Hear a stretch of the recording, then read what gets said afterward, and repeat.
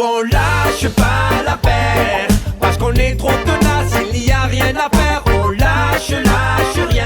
Bonjour, vendredi 31 janvier, retour sur la réunion CSE d'hier, avec un point sur la classif et une information importante sur la gestion du CSE. Votre CSE, qui fonctionne avec votre argent. Pour la classification, pas de nouvelles particulières. Lucans n'en a pas eu non plus au niveau de l'agrément du protocole.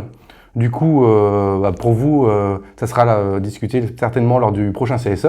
Ça nous laisse en incertitude, notamment sur la fameuse mesure des 3 points et sa rétroactivité au 1er janvier 2024. On est dans l'attente, dans l'expectative. Est-ce que toutes les mesures prévues par le protocole seront retenues? On n'en sait strictement rien. Affaire à suivre. Autre sujet.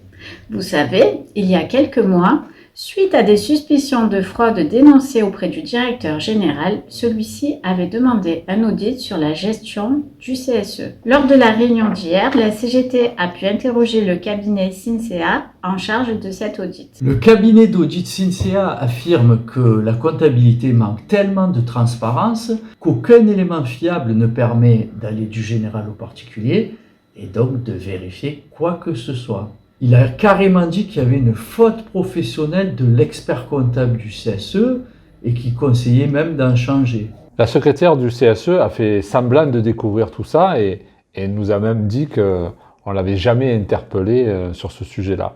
What? Pourtant, cela fait des années, voire des dizaines d'années, que la CGT dénonce le manque de transparence lors des présentations du bilan comptable qui est fait par FO chaque année. Tout le monde savait, y compris le président du CSE qui assiste à chaque réunion. La secrétaire du CSE a eu beau faire sa commedia dell'arte.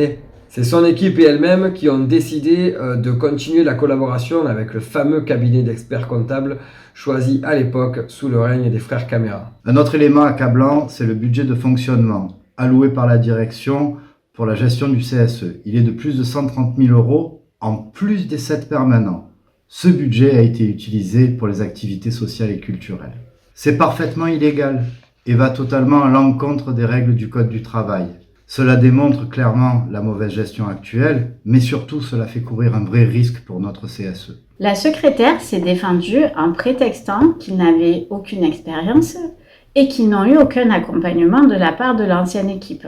Mais en fait, c'est la même équipe.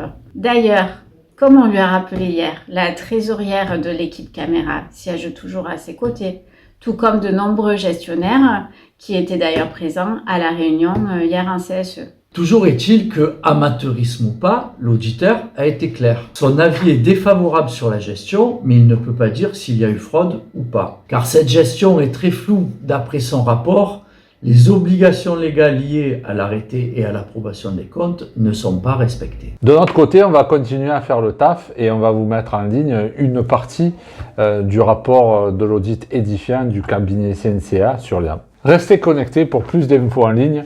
On lâche rien. Nous on lâche pas l'affaire. Dis-moi, Mino, cette enquête sur les méthodes de gestion, je suppose qu'en plus c'est le CSE qui va payer. Bah t'as tout compris, Monique. Et voilà, encore avec notre argent. Il n'y a rien à faire, on lâche rien.